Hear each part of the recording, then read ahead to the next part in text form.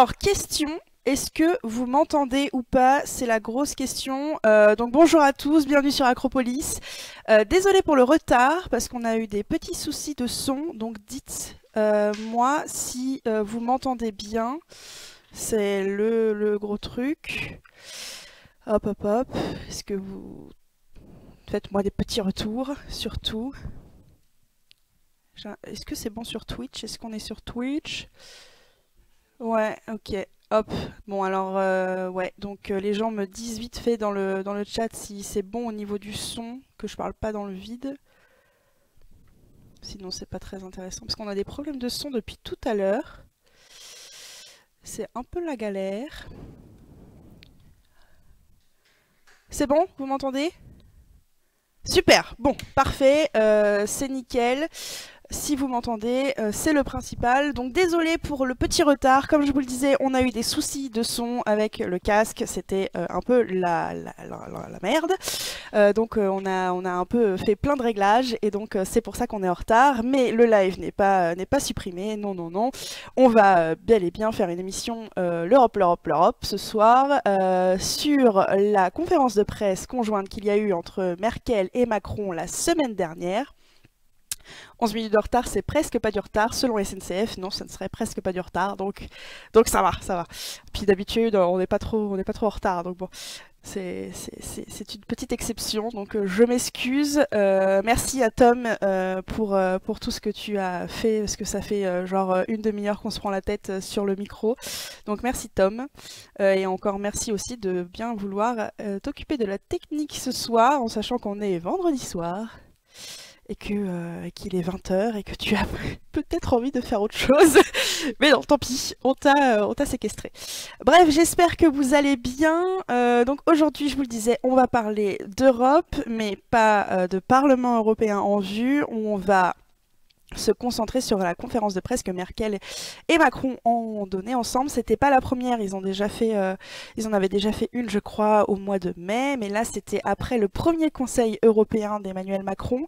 Alors je vous rappelle, les Conseils européens, c'est l'institution où se réunissent tous les chefs d'État et de gouvernement pour donner les orientations politiques générales de l'Union européenne, et ensuite la Commission européenne suit en faisant des propositions législatives, et ensuite il y a des débats sur ces propositions au sein du Parlement européen et au sein du Conseil de l'Union qui réunit les ministres des États membres.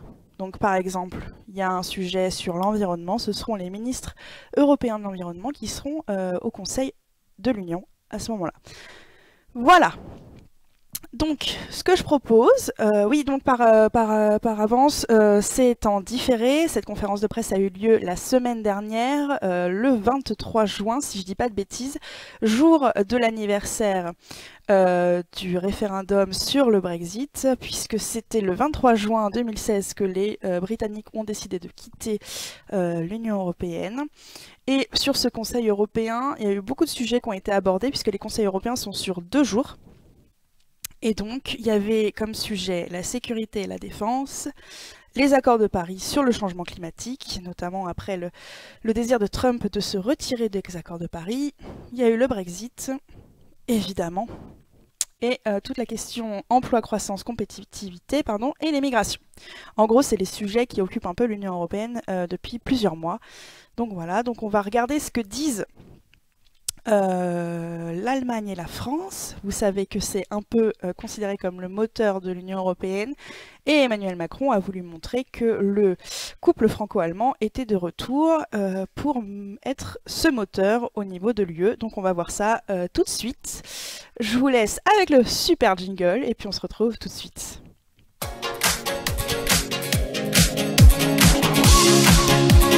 Bien entendu, on peut sauter sur sa chaise comme un cabri en disant l'Europe, l'Europe, l'Europe.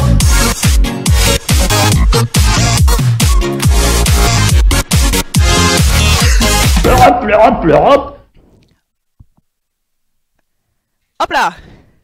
De retour, donc vous voyez, nous avons Merkel et nous avons Macron, tout beau avec le beau drapeau allemand, le beau drapeau européen et le beau drapeau français. Donc c'est parti, Tom, tu peux mettre sur play. Je veux d'abord remercier et on va écouter ça la ensemble. chancelière Angela Merkel de venir dans cette salle, simplement parce qu'elle est la plus grande, pour avoir en commun cette conférence de presse, ce qui nous semblait à l'un et à l'autre important, pour rendre compte en effet des avancées de ce Conseil européen.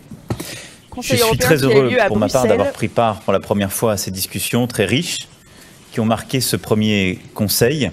Et donc premier Conseil européen pour Emmanuel Macron. Combien à la fois le fait que nous ayons très étroitement préparé ensemble nos remarques à ce Conseil, que nos interventions aient été constamment en ligne et que nous puissions en rendre compte en commun est à mes yeux important.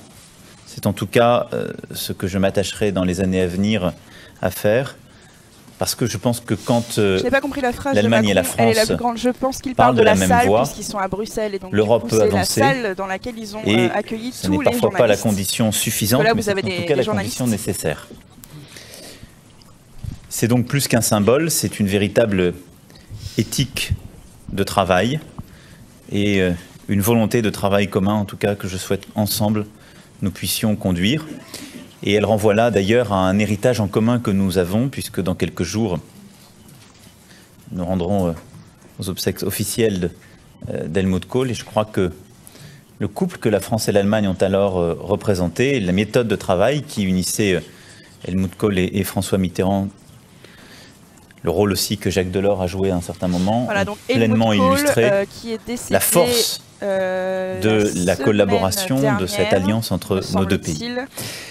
Cette conférence conjointe est d'autant plus importante que le Conseil européen a traité de nombreux sujets de fond, les migrations, la défense, la lutte contre le terrorisme, le commerce, le climat, avec à chaque fois une même conviction que nous avons portée: l'Europe est notre meilleure protection face à ces défis mondiaux. Voilà, donc qu'il s'agisse de grands dérèglements, la meilleure protection, ça c'est quelque chose qu'il a, ou de risques ou de menaces. Et sur chacun de ces sujets, l'Allemagne et la France ont travaillé ensemble au service de l'ambition européenne, parce que c'est bien cette Alors je vous rappelle, cette conférence de presse a eu lieu le 23 juin dernier, nous sommes avec une semaine de décalage. Sur le climat, l'accord de Paris étant la pierre angulaire de ce combat. Et effectivement, comme tu le dis, Fiton, Simone Veil est décédée aujourd'hui. À noter que Simone Veil, en plus d'avoir défendu les droits des femmes en France, notamment avec la loi sur l'IVG, a été une européenne convaincue, qui a été la première présidente du Parlement européen élue au suffrage universel direct. Et je salue une fois encore à cet égard l'initiative prise par le président de la Commission que nous avons pleinement soutenue, qui nous a permis d'obtenir la création d'un fonds européen de défense. Sa mise en place sera un progrès concret et significatif pour l'Europe de la défense, en mettant en commun nos ressources. Nous avons également évoqué un nouveau cadre institutionnel, L'Europe de la défense, vous savez, projet qui a été beaucoup défendu par les États qui sont prêts à prendre des engagements robustes en matière de défense, lorsqu'il était président de la République, et que ensemble. Macron a l'intention de Nous avons aussi continuer évoqué dans la crise migratoire. cette direction avec Angela Merkel, qui a l'air d'être plutôt de favorable quelques pays européens seulement, c'est notre défi à ce commun. projet. Et je veux ici redire ce que j'avais eu l'occasion de dire il y a plusieurs mois, et en particulier dans la campagne présidentielle française, le fait qu'à ce titre, les positions prises par la chancelière Angela Merkel ont été des positions courageuses, et j'espère que nous n'aurons pas à réitérer cela. En tout cas, je ferai à vos côtés tout pour, parce que ce défi commun implique des réponses communes. Et c'est celle-ci que nous avons aujourd'hui Suffrage universel direct par les citoyens des pays membres de l'Union européenne. Oui, machin, c'est à partir de 1979 que les députés européens sont élus au suffrage universel direct. Avant, c'était les parlements nationaux qui nommaient en Afrique, des députés au Proche et européens. Moyen-Orient et dans une politique de développement européenne ambitieuse. Et du coup, Simone Veil a été la première présidente d'un parlement européen élu au suffrage universel direct en dans les mois à 79. venir. Mais nous devons accueillir des réfugiés car c'est notre tradition et notre honneur. Et je le redis ici, les réfugiés ne sont pas n'importe quels migrants, ce ne sont pas les migrants économiques, ce sont des femmes et des hommes qui fuient leur pays pour leur liberté, ou parce qu'ils sont en guerre, ou pour leur choix politique. Voilà, donc Macron qui est plutôt favorable à l'accueil des réfugiés. De solidarité quand un de nos voisins Et il fait bien la face à des distinction, arrivées distinction massives entre de réfugiés réfugiés et ou de migrants. migrants. D'ailleurs, Ce il qui a a été acté souvent, aujourd'hui, c'est bien il a l'accélération de souvent, notre procédure de traitement des demandeurs comment d'asile. dirais-je, le renforcement des moyens pour gérer les frontières extérieures de l'Union européenne, ce qui est une avancée était très favorable à la politique de Angela Merkel sur notre volonté également commune d'œuvrer sur les théâtres d'opération, puisque l'Allemagne en a accueilli plus d'1 million. En particulier en stabilisant la frontière libyenne, en soutenant les efforts du G5 Sahel, en développant les accords globaux avec les pays d'origine et de transit, pour assurer ensemble une meilleure gestion des frontières, une lutte résolue contre les réseaux de trafiquants et de passeurs, et un développement durable de nos relations à long terme. Sur tous ces sujets, c'est l'Europe, le bon niveau d'action et de protection. Il y a parfois des divergences de vues, elles se sont exprimées, mais nous avons su construire, par une voie commune, entre autres, des vrais consensus qui ont permis les avancées que je viens d'évoquer. C'est aussi dans cet esprit que nous avons débattu de la protection dans le domaine économique et social. Alors, vous le savez, en la matière, les esprits ont évolué. Nous sommes pleinement, et nous l'avons réaffirmé, favorables à une économie de marché ouverte, aux relations commerciales et à un libre commerce qui respecte les règles multilatérales. C'est souvent plutôt unanimité et surtout consensus. Plusieurs grandes puissances peuvent donner le sentiment de remettre en cause ces équilibres. Nous avons tenu à réaffirmer cet attachement. C'est plutôt consensus et unanimité. Au libre commerce et au multilatéralisme. Et oui, le Conseil européen prend des décisions, notamment c'est le Conseil européen qui nomme qui serait le propre de l'Europe. Le président de la Commission et les nous avons aussi tenu à dire que nous voulions défendre dans un monde ouvert et régulé. Défendre les règles et les faire respecter. Considérer que la juste concurrence est préférable à la loi de la jungle. C'est pour cela, entre autres, que nous avons acté le renforcement des outils anti-dumping, une réelle réciprocité dans l'ouverture des marchés et un meilleur encadrement des investissements stratégiques. Je vais ici dire un dernier mot sur la Grèce. Nous n'en avons pas discuté aujourd'hui au Conseil européen et je dirais presque que c'est une bonne nouvelle. Nous avons tout fait ces dernières semaines avec la chancelière pour que nous n'ayons pas à discuter de ce sujet aujourd'hui parce qu'il est préférable que ce soit réglé au niveau des ministres de l'économie et des finances. Et nos ministres ont d'ailleurs travaillé de concert pour, je crois, construire un consensus fort qui a permis de trouver un accord dont je souhaite pour ma part me féliciter parce qu'il vient accompagner la reprise grecque et les réformes qui ont été portées par Alexis Tsipras. Et la France et l'Allemagne sont donc pleinement engagées ensemble sur ce sujet et nous nous sommes beaucoup parlé aussi avec Angela Merkel de ce sujet. L'Allemagne qui a toujours été assez sévère à l'égard de la Grèce pour la préparation de ce Conseil et saluer la présidence maltaise et son Premier ministre Joseph Muscat. J'ai grande confiance dans la présidence estonienne. Nous avons l'un et l'autre la semaine dernière rencontré le Premier ministre pour préparer l'après 1er juillet et nous aurons l'occasion, au-delà évidemment du temps que nous passerons ensemble le 1er juillet prochain, de nous revoir. Alors, quand il parle de la présidence par l'Estonie, c'est qu'en fait, le Conseil de l'Union européenne, il y a une présidence qui est mise en place et cette présidence est tournante tous les 6 mois. Et donc, à partir du 1er juillet, ce sera l'Estonie qui sera présidente de ce Conseil de l'UE avec certaines priorités, dont le marché unique du numérique. A traduit un nouvel espoir et sans doute les préparatifs franco-allemands communs y ont concouru, tout comme beaucoup d'autres. On a noté que Angela Merkel, il y aura les élections en Allemagne en septembre prochain, et donc Angela Merkel se représente à sa succession et qu'elle est plutôt en bonne voie d'après les sondages. Elle est face à Martin Schulz, sur les négociations de la sortie du Royaume-Uni. Ça ne veut pas dire que les négociations avec la Grande-Bretagne ne doivent pas être conduites intensivement, mais nous devons absolument nous occuper de notre avenir commun et par conséquent, le Conseil d'aujourd'hui joue un rôle important. Ces préparations franco-allemandes ont été conduites de façon très intense avec nos équipes et c'est une coopération qui absolument fait ses preuves avec de bons résultats, même si, a priori, dans tous les domaines, nous ne sommes pas automatiquement du même avis, mais nous avons pu formuler des propositions communes. Nous avons eu des échanges approfondis sur pléthore. Ah oui, alors Reagan, oui. Effectivement, Donald Tusk est le président du Conseil européen. L'Estonie, donc le Premier ministre estonien aura, l'Estonie, le pays l'Estonie sera président présidence du Conseil de l'Union européenne, là où il y a les ministres qui viennent climat, par thématique. De faire de l'innovation technologique, ce qui est très important et utile pour l'avenir de l'Union européenne. Hier, nous avons parlé de la politique de sécurité et de défense. Emmanuel Macron vient de l'évoquer. Il y a vraiment des avancées. Et en fait, Malte était présidente à mon sens, de la coopération structurée de janvier à juillet très important, et notamment 2017. Et donc là, ça va être l'Estonie qui prend... Là, je voudrais remercier vivement la Commission de son initiative. Aujourd'hui, au début de la journée, Mario Draghi nous a fait un tour d'horizon de la situation économique. Je vous mets un lien si vous voulez plus d'infos sur cette question de présidence. Ce rapport était également assorti d'espoir. Mario Draghi nous a montré que le taux de chômage est le plus bas depuis longtemps dans l'Union européenne, et Jean-Claude Juncker a complété en disant qu'il y avait 10 millions d'emplois nouveaux, donc l'emploi progresse de façon substantielle. Il n'y a plus qu'un petit nombre de pays qui sont dans une procédure de déficit excessif.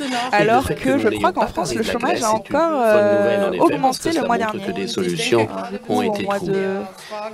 Et pour ce qui est de la question des investissements, le fonds Juncker nous permet de nous orienter vers une évolution positive, et chaque fois que cela est possible, nous devons poursuivre ces investissements. Dans ce contexte, la présidence estonienne, après la présidence tout à fait réussie de Malte, aura un rôle très important à jouer, parce que l'Estonie est vraiment un exemple de la digitalisation, de la transition numérique réellement vécue, et la priorité accordée au numérique. Qu'est-ce que cela signifie pour le monde du travail, pour la création du marché unique numérique? Cela revêt une priorité très grande, et l'Allemagne et la France vont appuyer sur l'accélérateur. Le monde tourne de plus en plus vite, alors que nous avons tendance parfois à décider pas très vite. Donc je crois que le Conseil européen peut fixer des orientations et permettre aux différents ministres spécialisés de prendre des décisions très opérationnelles. Nous avons beaucoup parlé du commerce, des échanges, et je crois qu'à une époque où le protectionnisme est très présent dans les débats, je crois que la position claire et nette du Conseil européen pour un commerce libre mais encadré est très important. Nous avons des accords importants à conclure. J'espère que l'Union européenne va conclure très prochainement un accord commercial avec le Japon. Oui, il y a un accord commercial avec le Japon qui est un peu un CETA avec le Japon. C'est tout à fait essentiel. Vous avez entendu parler du TTIP, vous avez entendu parler du CETA, et bien maintenant le petit nouveau, c'est le traité avec le Japon. Nous avons eu un nouveau, il n'est pas si nouveau que ça, il est en négociation depuis quelques temps, je crois que je vais vérifier ça tout de suite. Accord entre l'Allemagne et la France. Il s'agit bien sûr de protéger les frontières, mais il faut également de prendre... Non, Smiley, on n'est pas en direct, on a une semaine de décalage. C'était la semaine dernière, le 23 juin. Soutien, et je salue l'initiative française d'avoir un mandat pour des troupes communes dans le Sahel afin de lutter contre le terrorisme. L'Allemagne est engagée au Mali, et c'est ainsi que la problématique de cette région, qui est une région centrale pour la lutte contre l'immigration illégale, cette région figure... Voilà, donc les négociations sur le traité avec le Japon, traité commercial avec le Japon, avaient commencé en 2013. Déplacement, ce sera également l'un des grands thèmes de la présidence allemande du G20. Et là, je me réjouis de cette très bonne coopération avec la France sur ce dossier. Globalement, le Conseil européen a consolidé les fondations et l'avenir de l'Union européenne. Au début de ce Conseil, nous nous sommes souvenus de Helmut Kohl. Il y aura les célébrations samedi à Strasbourg en l'hommage d'Helmut Kohl. Samedi dernier, si vous suivez bien. Schengen, l'Union européenne, la monnaie commune ont besoin de protection face à la mondialisation. Vous noterez qu'ils n'ont pas parlé encore du Brexit, il me semble. Avec un régime de frontières beaucoup mieux structuré, et avec le projet de registre d'entrée et de sortie, nous avons mis en route les projets nécessaires, et en renforçant notre monnaie commune, nous avons pu avancer, mais il faudra continuer d'en parler et discuter de l'avenir dans ce domaine. Je me réjouis de nous revoir, que nous nous reverrons au G20 et nous aurons très prochainement le Conseil des ministres franco-allemands où nos deux pays vont faire avancer un certain nombre de projets. On se voit souvent, hein, les deux. Hein. D'ailleurs, ce qui est très drôle, c'est que la presse a surnommé le couple franco-allemand les M&M's. Et nous ferons en référence aux petits bonbons et au fait que Merkel et Macron, donc ça fait des M&M's. Communiquer, mais de faire des résultats pour les hommes et les femmes. Voilà, donc deux discours du président de la République française et de la chancelière allemande. Président, Madame la... Et donc c'est parti pour la session de questions. Madame la chancelière. J'en avais deux sur ma liste. Je vous en prie, Monsieur Brosler. Monsieur Brosler vous pardonnera. Je ne savais pas si ce n'était pas d'abord un journaliste français. Monsieur, donc, vous avez l'un et l'autre dit qu'il fallait que l'Europe change. Monsieur le Président, vous avez dit que l'Europe devait être refondée à côté du travail sur tous les projets concrets, suivis intensivement depuis. Ce sera les SM. Est-ce que vous pensez à une refondation plus profonde de l'Union européenne, éventuellement avec un changement des traités? Et si oui, à quelle alors, raison? la question des changements de traités... À mon sens, Merkel va dire non. Révision du traité, ce n'est pas une fin en soi. Ce que nous voulons, c'est transformer l'Union européenne pour qu'elle réponde aux exigences de la mondialisation, c'est-à-dire qu'elle promette la prospérité aux citoyens européens, des emplois, protection contre des menaces intérieures et extérieures, et c'est sur cette base qu'il faut trouver les bonnes voies, les bons instruments. Et comme dans la procédure législative nationale, si l'on peut le faire avec des textes simples, on le fait avec des textes simples. Si les projets sont de plus grande ampleur, peut-être faut-il modifier les traités. Mais une entité qui, comme l'Union européenne, qui dit avec le traité de Lisbonne, le monde entier peut se transformer comme il veut, mais nous ne changeons pas notre traité, ce n'est pas réaliste. Donc, en tant que de besoin, nous le ferons. Si ce n'est pas nécessaire, on ne va pas l'imposer. Discours assez habituel que, en fait, les dirigeants européens ne veulent pas se diriger vers une révision des traités parce que c'est la porte ouverte à plein de modifications qui pourraient créer une sorte de désolidarisation des États, puisque certains demanderaient du coup des dérogations sur plein de sujets, et voilà. Est inédite à ce titre. Et donc, unir les hommes doit être notre perspective, et donc faire que les uns et les autres vivent mieux. Et donc, on ne peut pas se satisfaire des déséquilibres ou des dysfonctionnements actuels de l'Union européenne ou de la zone euro qui fait que certains vivent dans la difficulté, qu'on a des crises ou des montées de populisme. Donc, nous devons apporter une réponse concrète à cela, comme le dit Angela, en traitant la crise migratoire, en s'assurant par des réformes nationales et des réformes européennes que nous avons la bonne politique économique qui permet de créer le maximum d'emplois, en ayant les politiques éducatives et culturelles adaptées, etc., etc. Et le deuxième objectif, c'est en effet de protéger face à ces transformations, à ces changements du monde et aux risques qui adviennent. C'est le pacte initial. Et donc, nous avons aujourd'hui, dans le cadre des traités, des discussions actuelles, je crois, posé plusieurs jalons importants que nous venons d'évoquer, qui vont dans ce sens. Nous allons ensemble continuer à travailler pour en effet aller plus loin. Et si nous voulons aller plus loin dans ces deux directions que nous partageons, nous aurons besoin de construire ensemble une feuille de route qui nous permettra de dessiner les évolutions nécessaires que nous partagerons et que nous essaierons ensuite de partager avec le maximum de nos partenaires pour convaincre. Et je partage totalement ce que vient de dire Angela. Si à un moment donné, il faut faire un changement de traité, il adviendra dans cette logique.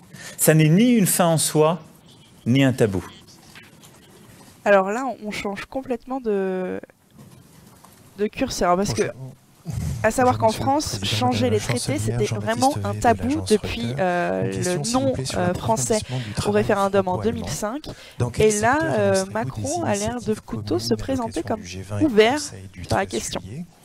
Et deuxième question, quand la feuille de route franco-allemande sur l'UE et la zone euro sera-t-elle présentée, avant ou après les élections en Allemagne? Ah, bonne question. Sur ce sujet, d'abord, nous travaillons ensemble, nous l'avons montré, nous le montrons aujourd'hui. Moi, je pense que c'est toujours mieux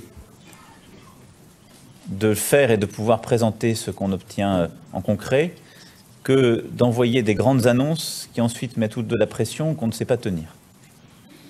Donc, mon souhait, c'est qu'on puisse avancer au maximum. Sur les discussions que nous aurons au G20, je laisserai les chancelières y revenir, en fonction de ce que souhaitent qu'on ait en discussion parallèle. Mais il y a beaucoup de sujets d'importance qui sont mis à l'ordre du jour du G20, qui touchent nos deux pays, sur lesquels nous avons d'ailleurs une vision commune très forte.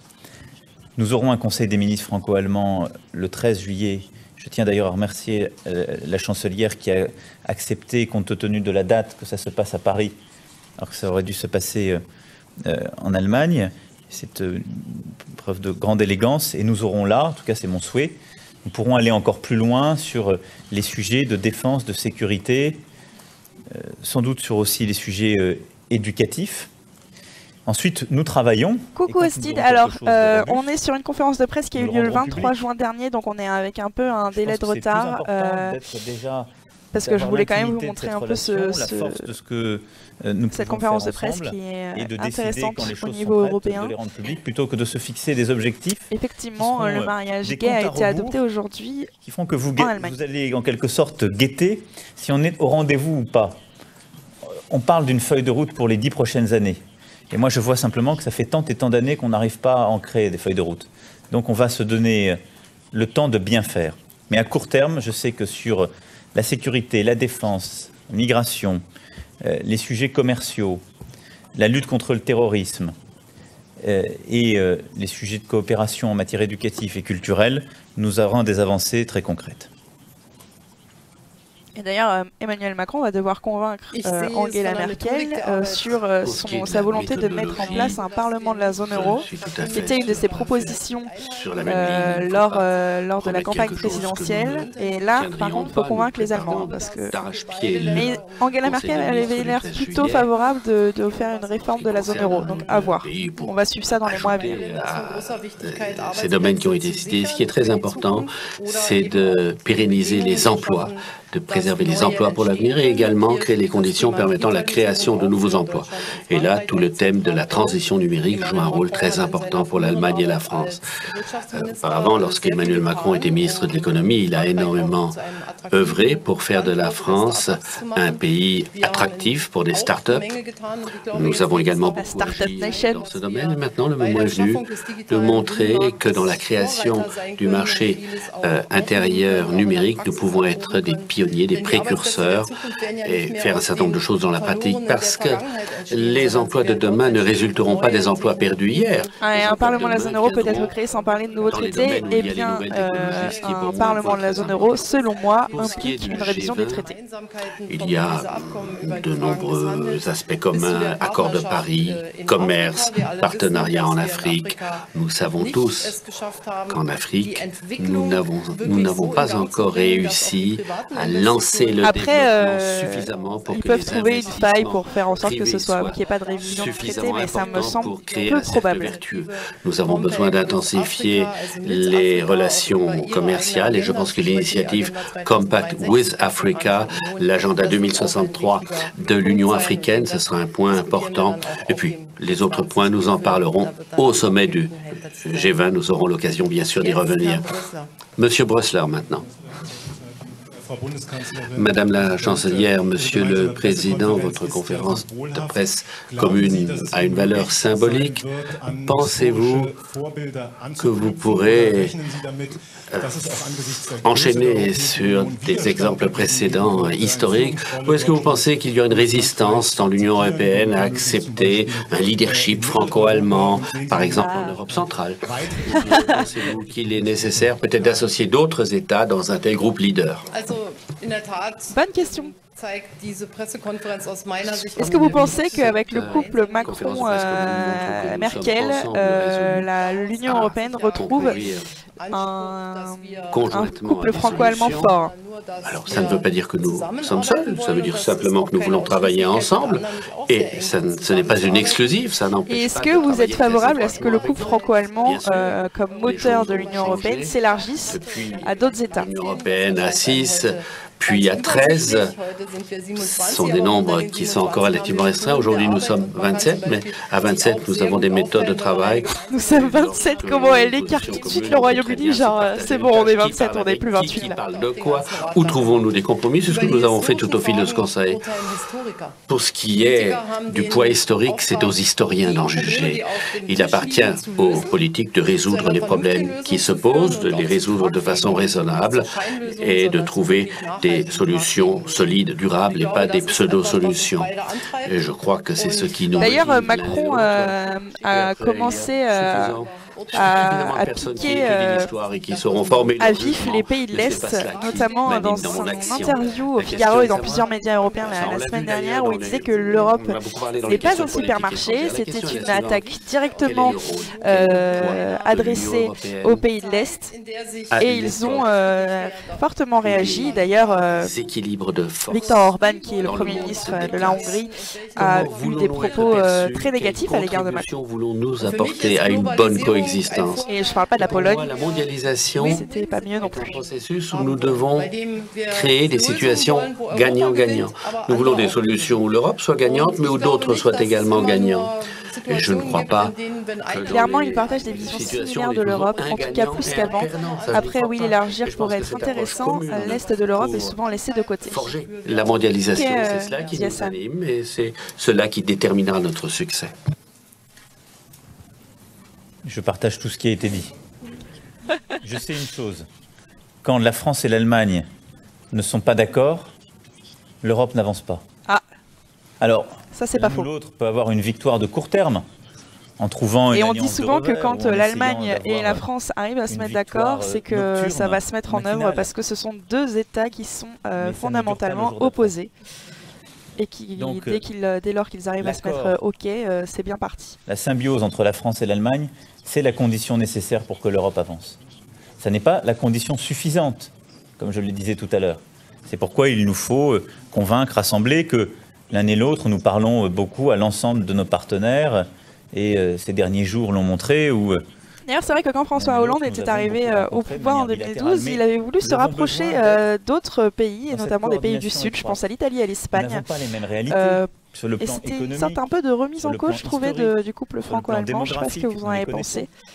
Et donc, il peut y avoir sur certains sujets des divergences. Depuis le Brexit, le sentiment européen s'est renforcé, je trouve, effectivement, Ziassan, et notamment au Royaume-Uni.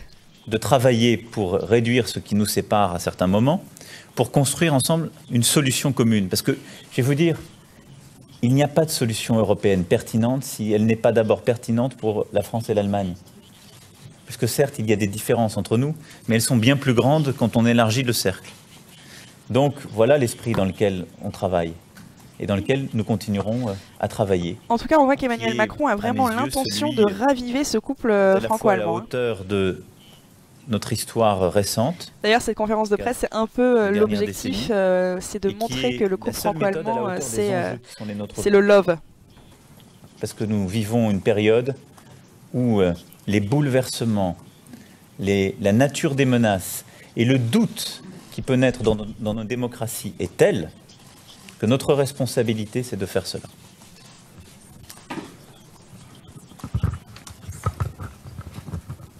Merci. Monsieur le Président, vous avez mis en œuvre une diplomatie différenciée à l'occasion de ce Conseil, puisque vous nous aviez dit qu'avec Madame Merkel, vous ne souhaiteriez pas exprimer en public les divergences que vous pouvez avoir. En revanche, face à d'autres dirigeants européens, je pense aux Polonais, aux Hongrois, vous n'avez pas hésité à être assez cash, assez clair, en reprochant à certains pays de tourner le dos aux valeurs européennes. Alors, voilà, je voudrais savoir référence à ce que je vous disais tout à l'heure sur le fait que... Vous avez dit que certains dirigeants... D'accord. Donc, je voudrais savoir pourquoi cette diplomatie différenciée. Est-ce que parce que, d'après vous, certains pays européens aujourd'hui n'ont pas assez la culture du compromis qui doit prévaloir en Europe ? Et est-ce que ce matin, en les rencontrant, vous avez été un peu rassuré? Vous pensez qu'un compromis est possible, notamment sur les travailleurs détachés? Puis j'ai une question pour Madame la Chancelière. Oui, alors sur les travailleurs détachés, il faut savoir que les pays de l'Est sont défavorables à une modification, alors que les pays de l'Ouest sont favorables à une modification. Et donc, comme je vous le disais tout à l'heure, Emmanuel Macron a déclaré que l'Europe n'était pas un supermarché, c'était une attaque directement adressée aux pays de l'Est. Pays de l'Est qu'il a rencontré le matin de cette conférence de matin, le jour de cette toujours des conférence de inquiétudes presse, sur le donc respect vendredi par la dernier. France des 3%. Et troisièmement, Et il faut savoir est-ce que vous pensez qu'effectivement, qu'il est temps, il a effectivement, de reproché parler clair aux pays certains comme États, la Pologne notamment et comme la Hongrie et la Pologne, qui prennent un peu un tournant autoritaire, en voilà, désaccord avec de certaines ne pas valeurs respecter les européennes. valeurs Je vous européennes. D'ailleurs, la D'abord, Commission je n'ai pas dit est que très inquiète je sur ces n'évoquerai pas deux pays publiquement les désaccords que et nous avons. s'apprête à faire J'ai dit que à prendre nous des avons mesures. 95% des accords que nous revendiquons et qui permettent ce travail commun, et que nous travaillons sur tous les autres sujets. Donc je veux être très clair, il n'y a pas d'agenda caché ou de partie de discussion cachée entre La question qui est entre l'Allemagne et la j'avoue, elle a France. été longue. Hein. Pour ce qui est de l'interview que j'ai donnée, de ce que j'ai pu dire sur certains pays, j'ai pris acte de ce que la Commission, il y a quelques jours elle-même, a lancé, de procédure de sanctions. Voilà, procédure de sanctions Quand à des l'égard de la pays Hongrie tiennent et des de la propos Pologne aussi, il me En semble. matière migratoire, sur nos valeurs, prennent des décisions qui ne sont pas conformes et qui Et justifient la Commission se fonde du coup une sur un manquement, procédure de puisque lancement d'une procédure elle de estime sanctions qu'en agissant de débat la que nous devons sorte, avoir, la il est Hongrie et la Pologne ne normal respectent de pas le droit l'assumer. européen. Mais je me tiens toujours à la même chose. D'ailleurs, Je on en l'ai fait avait avec parlé de quand on nombreuses avait autres commenté puissances un débat à sur la l'étranger. Hongrie au Parlement Ce que européen. je dis publiquement, je l'ai d'abord dit en tête à tête. Ce qui ne se fait pas, c'est d'aller publiquement dénoncer des choses sur lesquelles on ne s'explique pas. Mais quand on a constaté dans le tête-à-tête qu'il y avait des désaccords irréductibles qui ne correspondent pas à la ligne qu'on poursuit, il faut les assumer publiquement. Je ne vais pas dire que je suis aujourd'hui pleinement satisfait, que je pense que l'Union européenne se grandirait à n'apporter aucune réponse lorsque ces principes ne sont pas respectés en son sein. Bon, donc ça c'est le premier point, je l'assume totalement, et je continuerai à avoir cette méthode d'explication franche, bilatérale, et consistant à assumer ces désaccords. De l'autre côté, j'ai pas clairement l'impression que les pays de aussi, l'Est aient beaucoup leur et mot à dire publiquement. souvent. Peut-être Ceci qu'ils n'exclut agissent pas ainsi un par travail, dépit. parce que nous sommes Alors tous Ziassan, autour de la table. peut-être.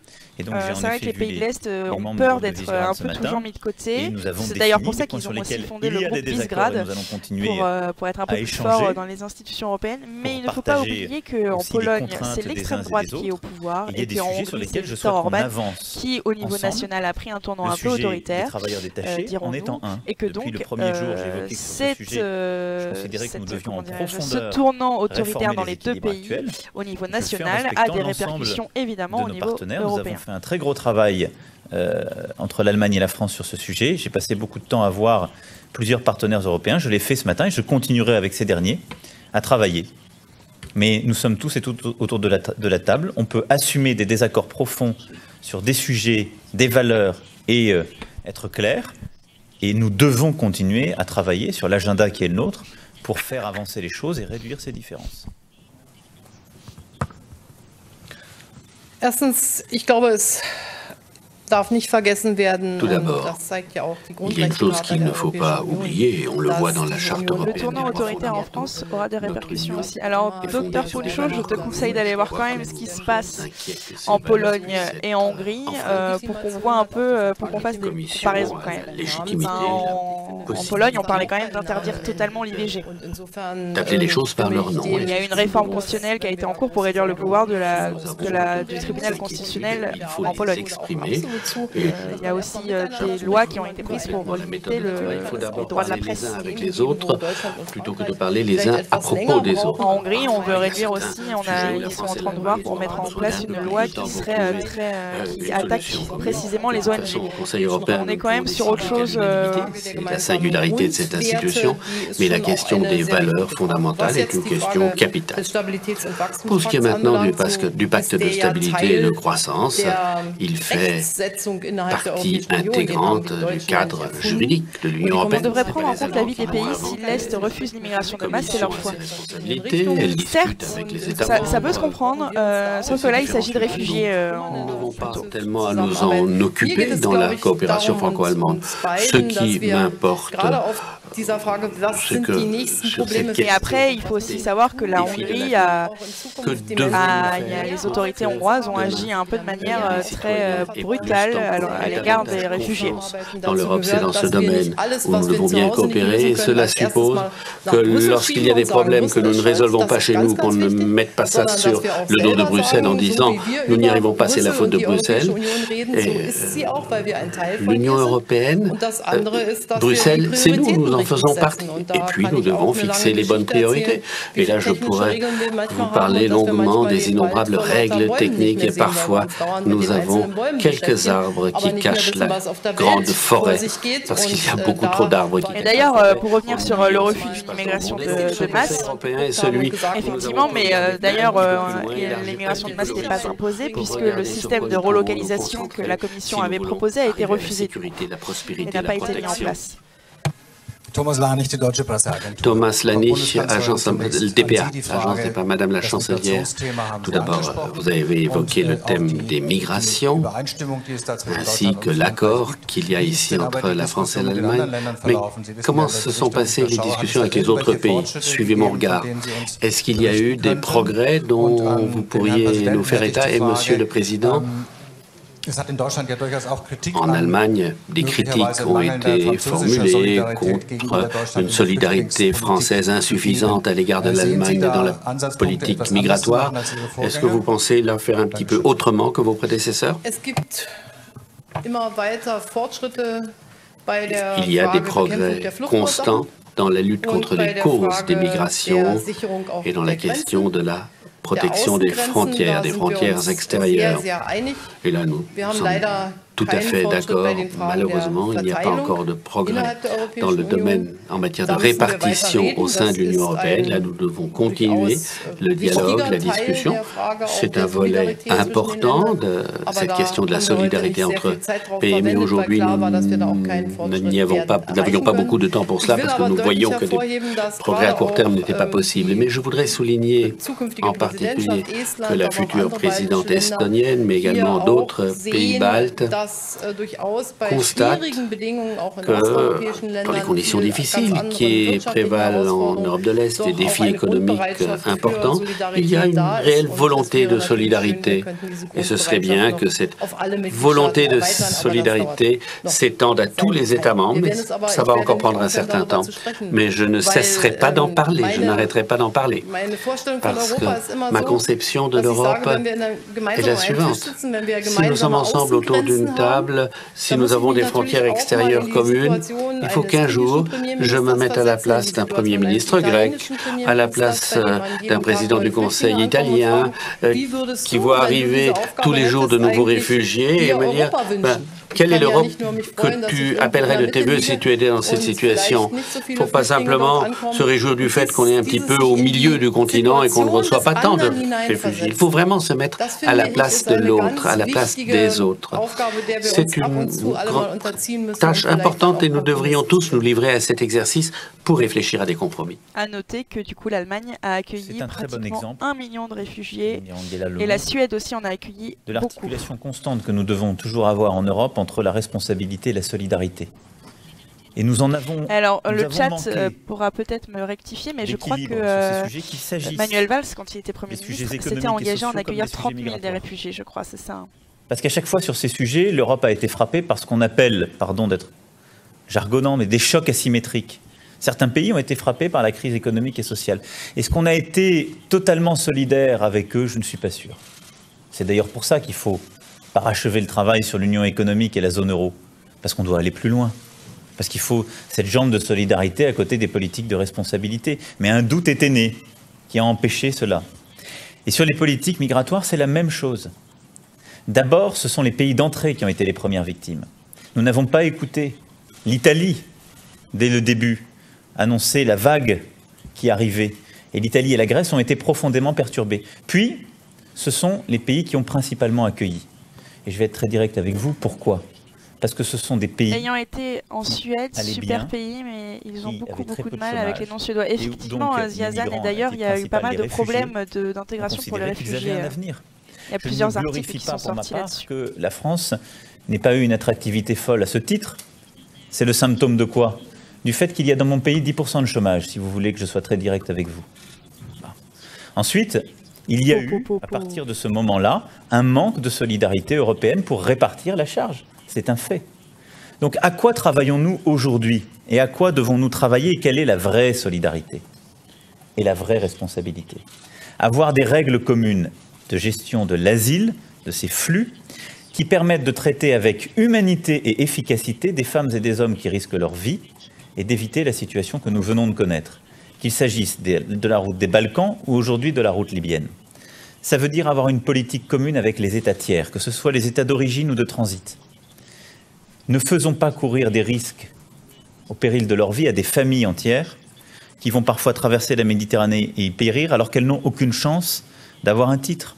Nous pouvons le gérer avec les pays tiers en développant une politique d'asile à ses frontières. La deuxième chose, c'est en effet d'avoir une vraie politique d'asile coordonnée, structurée, qui évite l'optimisation et le shopping, si je puis dire, au sein de l'Europe de certains, mais qui permet aussi d'être coordonnée et de gérer entre nous les flux. Et c'est aussi cela qui passera par un vrai contrôle aux frontières, qui a d'ailleurs été acté dans les conclusions de ce Conseil. Donc la solidarité se construit par une politique en matière de migration, de contrôle aux frontières, d'asile et donc de solidarité commune beaucoup plus forte. Alors, juste un peu hors sujet par rapport à ce que dit Macron, mais je vous mets dans le chat un site dans les prochaines étapes, qui est un média en fait qui parle exclusivement des pays de l'Est. Donc si vous voulez vous informer sur ce qui se passe dans les pays de l'Est, parce qu'en France, le système marche mal. Nous prenons trop de temps à délivrer des titres et donc on crée des situations qui sont à la fois inefficaces et inhumaines. C'est notre défi. Enfin, la vraie solidarité, c'est aussi celle que nous devons avec les pays en crise et à leur endroit. Et donc, c'est d'avoir une vraie politique et un engagement européen en matière de développement, d'avoir ces initiatives. Non, je vais pas vous être celui-là. Et en particulier, si ce n'était au niveau européen entre la France et l'Allemagne, dans les pays d'Afrique, Maghreb, Machrek et Proche-Orient, qui sont en crise, pour permettre aussi les stabilisations politiques, le développement sur place et éviter, évidemment, ces migrations. Last question. Ah, dernière question. Bonjour, bonjour, Anne-Sylvaine Chassani pour l'EFT. Durant sa campagne, c'est une question pour vous, Madame Merkel. Durant la campagne présidentielle du président Macron, il a parlé d'un Buy European Act pour répondre à des mécanismes équivalents aux États-Unis, en Inde et en Chine. Y êtes-vous favorable? Et une question pour tous les deux. Êtes-vous satisfait des premières propositions de Theresa May concernant les citoyens européens vivant au Royaume-Uni? Merci. Also ich glaube, wir haben jetzt schon sehr viel und für die kurze Amtszeit sehr intensiv über die Handelsfragen gesprochen. Je crois que nous avons déjà beaucoup parlé des questions commerciales. Et je dirais que la bonne réponse, c'est la réciprocité. Par exemple, s'il y a des appels d'offres, si nous avions accès à tous les marchés publics et à tous les appels d'offres de marchés publics aux États-Unis, eh bien, à ce moment-là, ils pourraient également accepter leur accès aux marchés publics européens. Mais si nous voyons que nous n'avons pas le plein accès, bien, le cas échéant, il faut réfléchir à une réponse européenne adéquate. Et c'est pourquoi, dans les différents régimes commerciaux, nous avons réfléchi à de meilleures mesures anti-dumping, plus performantes, plus rapides. Et pour moi, tout cela est dans ce cadre de la réciprocité. Et je crois que ceci a joué un rôle important dans la campagne présidentielle. Et votre deuxième question, c'était? Donc hier,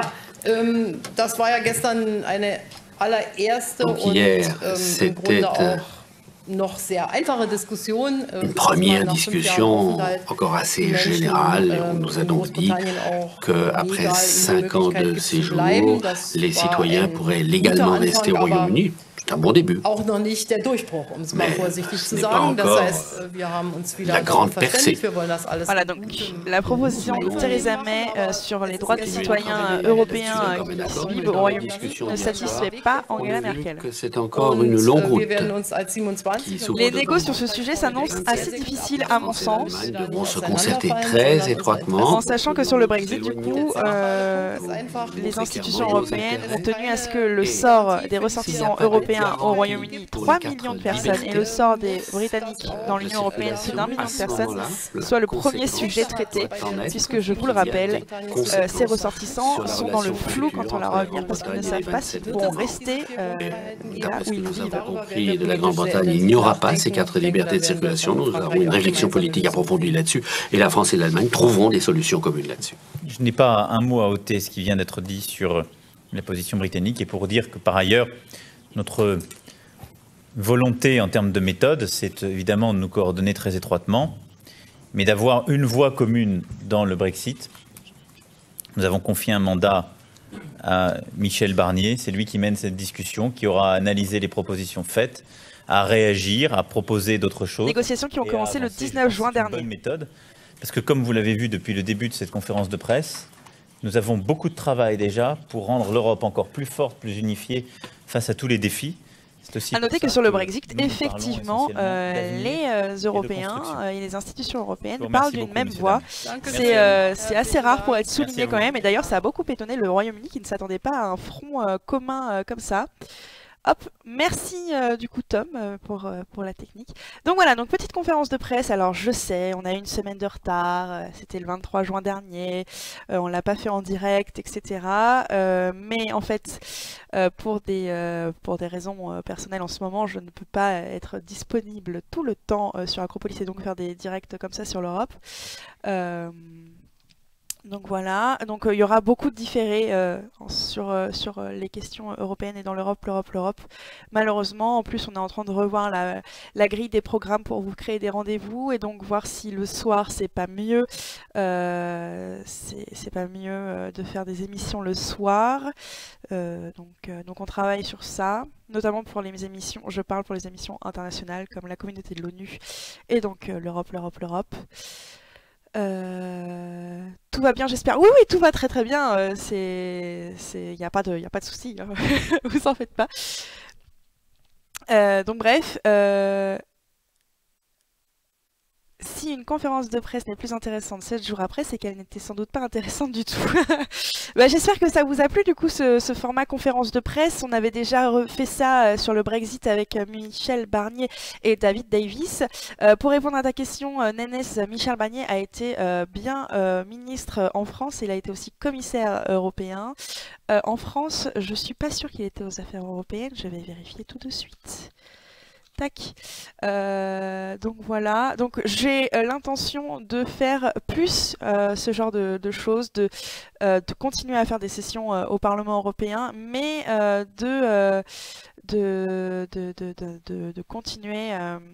continuer sur cette lancée de conférences de presse parce qu'effectivement c'est plus vivant, c'est plus court, il y a les questions des journalistes qui sont parfois intéressantes, on critique les journalistes mais n'empêche qu'ils ont des questions intéressantes, là c'était assez intéressant leurs questions. Donc voilà, alors Nénès, il a été ministre de l'Agriculture et ministre des Affaires étrangères, Michel Barnier. Voilà pour répondre à ta question. Et donc il est négociateur en chef sur le Brexit. Non, 20h c'est trop tard, 18h39, oui, mais là, bof. Ok, grand froid, je note. N'hésitez pas à nous faire des retours sur les horaires si vous préférez du coup 19h, 20h, etc. Même dans les commentaires si vous regardez en replay pour qu'on sache, parce que c'est vrai que on n'arrive pas trop à savoir où est-ce qu'il faut se positionner sur un terme d'horaire pour être le mieux pour vous. Voilà, donc j'espère que ça vous a plu. Donc comme je vous dis, on va continuer ce format de conférence de presse. On commentera les conférences de presse de chefs d'État, notamment d'Emmanuel Macron quand il en fera sur après des conseils européens ou quand il y aura vraiment des thématiques européennes. On en fera aussi quand il y a des choses à la Commission, comme on a commencé à faire, et on continuera les sessions au Parlement européen. Je vais essayer vraiment de diversifier les supports vidéo pour que ce soit plus intéressant et puis qu'on puisse voir plus de choses. Malheureusement, on va pas pouvoir faire de Stropole ce soir parce qu'il est déjà 21h et j'ai Tom qui est avec moi à la technique et j'ai pas envie de le retenir plus longtemps que ça un vendredi soir. Bref, voilà, merci d'avoir suivi ce live. J'ai été très contente de le faire avec vous, c'était très intéressant. Voilà, et je vous fais plein de bisous et puis je vous dis à bientôt.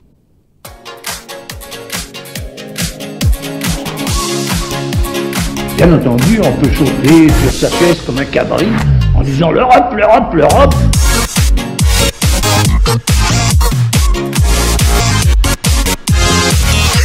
L'Europe, l'Europe, l'Europe.